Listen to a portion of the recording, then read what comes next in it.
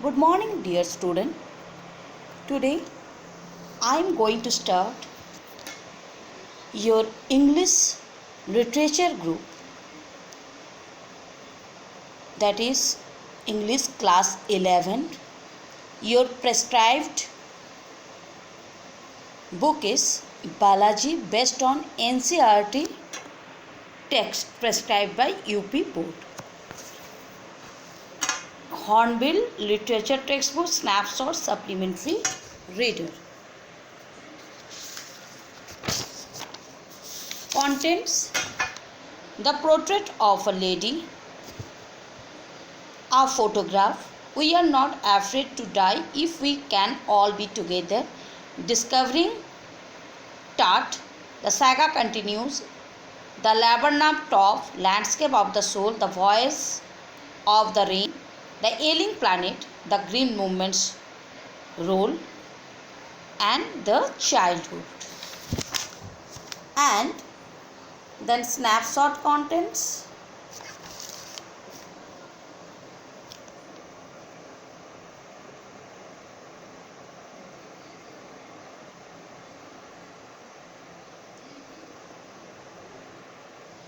The summer of the beautiful white horse, the address, Ranga's marriage, Albert Einstein at school, Mother's Day.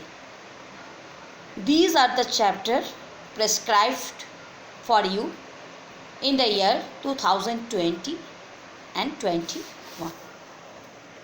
Now, first chapter in English prose, the portrait of a lady. We will go through the summary of the lesson. The author's grandmother was an old woman. Her face was wrinkled all over. For 20 years, the author had seen no change in her looks and behavior.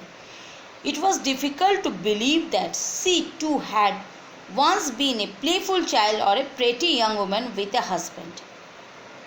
Even the grandfather, with his long white beard in a portrait, looked at least 100 years old. It was even disgusting to think that the grandmother had ever been young and pretty. The old lady was short-statured and a little bent. She moved about in the house limping. She had silver locks and wore spotless white clothes. She looked like a winter landscape in the mountains. She always carried a rosary in her hand, which she kept counting. Her lips were always moving quietly in prayer. She was a picture of peace and contentment. When the author's parents went to live in the city, they left him behind with the old lady. Repeated, when the author's parents went to live in the city, they left him behind with the old lady. She used to get him ready for school. While she bathed and dressed the boy, she kept saying her morning prayer. She hoped that the child would get to know the prayer by heart. But the author listens to her chiefly because he loved her voice. With the wooden slate, an earthen ink pot, and a pen in the school bag, she went to school with the boy.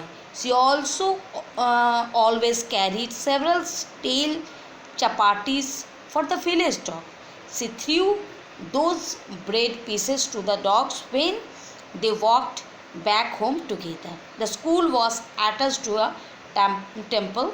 While the children were seated in the veranda and taught the alphabet by the priest, the old lady sat inside the temple reading some holy books. When both finished, they would walk back home together. It was first page of the author's togetherness with his grandmother. When the parents were settled properly, they called the author and the old lady there. That was a turning point in their friendship, rather than the second place. She could no more accompany the boy to his English school, and there were no street dogs there. So the old lady started feeding the sparrows in the courtyard. As time passed, they saw less of each other. She often inquired what was taught at school. The poor woman could not understand English words and the laws of science, so she could not help him with his lessons. But she was shocked to know that there was no religious or moral teaching at the school. Secondly, the children were given music lesson. She associated music only with beggars and prostitutes. Then when the author went to the university, he got a separate room for his studies. His friendship link with her was broken. She accepted her isolation quietly. She used to ply her spinning wheel and recited her prayers. Only in the afternoon she took a short break to sit in the veranda and feed the sparrows. Hundreds of birds became so friendly with her that they sat on her legs, shoulder, and head. She smiled but never drove them away. That was the happiest hour of the day for her. She did not look upset even when the author went abroad for further studies. She showed no sentiments when she saw him off at the railway station. The author did not expect to find her alive on his return, but she was there again to receive him. She looked extremely happy. The day she fed the birds longer. In the evening she collected women from the neighborhood, got an old drum and sang for hours. She could not whistle so much strain. She was taken ill. She declared that her end was near. She refused to talk to any member of the family and she died peacefully. As per custom, her dead body was laid on the ground and covered with a red shroud, while others left her along to arrange for the funeral. Hundreds of birds gathered around her, but they all were in silent mourning. The author's mother thought the birds were hungry. She threw pieces of bread to them, but the sparrows took no notice of the bread. When the dead bodies was carried off, the birds also flew away quietly.